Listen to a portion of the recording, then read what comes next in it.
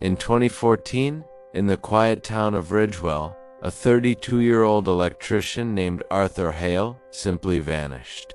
He was a creature of habit, steady job, quiet life, always paid his bills, because he kept to himself. It took a while for anyone to notice he was gone, but after 5 days of missed work and unanswered calls, the police finally entered his apartment. Everything looked normal. In fact, it was too normal. His wallet was on the counter, his phone was charging, and his shoes were lined up by the door.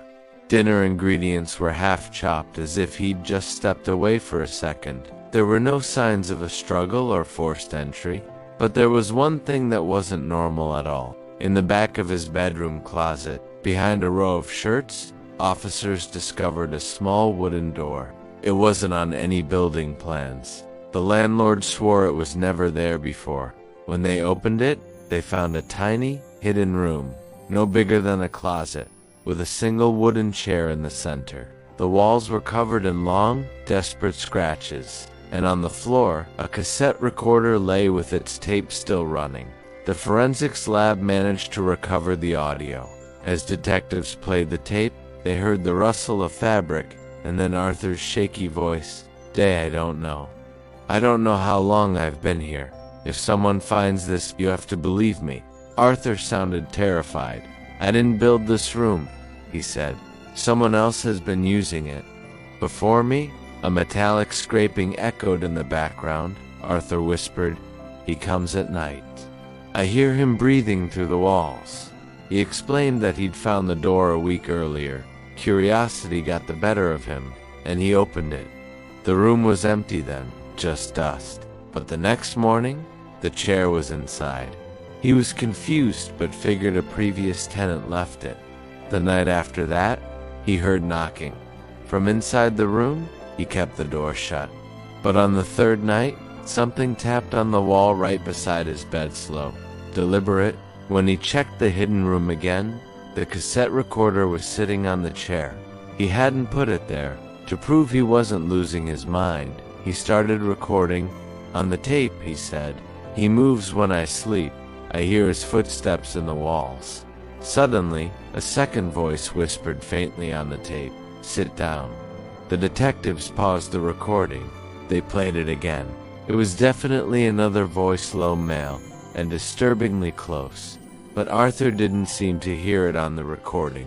Near the end of the tape, his panic escalated. He said he woke up inside the hidden room, tied to the chair. "Whoever you are, whatever you are, please just let me go." A scraping sound grew louder, then heavy footsteps. Arthur started sobbing. "Please, please." The tape crackled with static, and then a calm, unknown voice said, "You opened the door. That means you're mine," Arthur screamed. The recorder hit the floor, and the tape ended. The investigation intensified.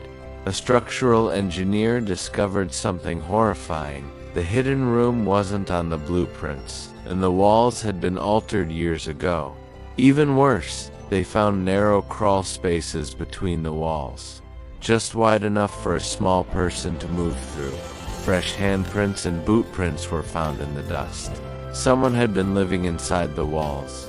The police realized a pattern. Previous tenants had also gone missing abruptly. The elderly woman next door, Mrs. Dalka, eventually confessed she'd heard scratching and whispering for years. She thought it was rats, until she saw an eye staring at her through a wall vent one night. She told detectives, "He only comes out when someone opens the door." When they asked who he was, she replied, "The man who lives between the walls, the one who takes people into the silent room." She had seen him once. "He is small, thin, pale, like paper. He crawls." 3 days later, police returned to Arthur's apartment. The hidden room was empty. The chair was gone, the recorder was missing, and the scratches on the walls looked deeper, more recent.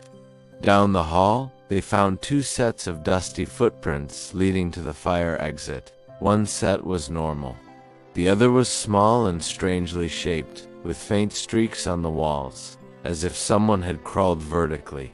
In the basement, behind a drywall panel, They found a crude living space, a mattress of old clothes, rotting food, and newspaper clippings about missing tenants. In the corner was Arthur's wallet, jacket, and shoelaces, tied into restraints. The building was evacuated and scheduled for demolition. Even then, workers reported hearing scratching and seeing a thin white hand retreat into a wall cavity. The night before the final demolition, a security camera captured a small, pale figure crawling out of a broken wall, dragging a wooden chair, before vanishing into the darkness. Arthur Hale was never found. But in 2019, in a different city, a new tenant reported finding a small wooden door hidden in her wardrobe. Inside was a single wooden chair, and on the floor, a cassette recorder, still running,